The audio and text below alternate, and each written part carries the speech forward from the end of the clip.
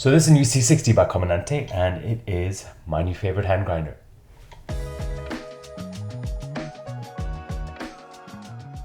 So we've had the C60 with us for a while now, and while we've enjoyed our brews with it, what we really wanted to know is how it compared with the C40.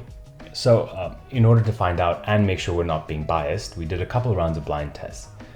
Step 1 was to dial in the C40, make sure we're getting the best brew from it. Step 2 was to repeat the process for the C60. That way we're comparing the best from each grinder. Step 3 was to make sure that both brews are at the same temperature.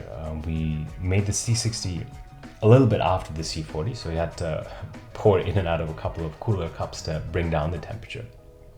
Step 4 is to run a double blind test. This is where we pour each of the brews into 3 cupping bowls and create 2 sets of 3 with 2 of a kind in each. The point is, first we want to see if we can pick the odd one out, and then after that see if we can identify which one is which. Quick shout out to Yianni Vernardos for dialing in the V60s for us. Yianni is formerly from Maker Coffee and currently a coffee roaster at Industry Beans. He is without a doubt the most methodical brewer I've tasted coffees from, and if you want his V60 recipe, let us know in the comments and we'll get that to you. So in the first round of blind cupping, the coffees were still pretty hot and we had a hard time picking the odd one out.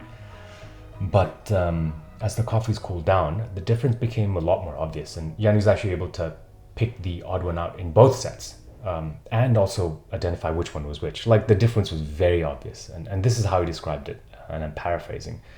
The hallmark of a quality grinder brew is a distinct softness and of brew quality without compromising on intensity of flavor.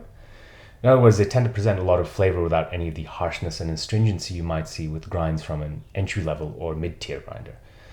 Where the C60 really separates from other high-quality grinders, such as the Ditting Lab Suite, is the presentation of acidity and its particular balance of flavors. The C60, it just delivers this absolutely amazing, deep, intense flavor. Think like a plum more than a lemon, without any of the harshness and astringency you might run into when you're trying to reach for these flavors with some other grinders. Is the C60 worth it? To quote Yianni again, the C60 gets you 10 to 15% more with the same coffee. And in this area of diminishing returns and this end of the rabbit hole, that's pretty massive. So with all that said and done, I'm really very sad to be sending this C60 back to Tom at TomsGrinderLab, who has very generously lent this to us.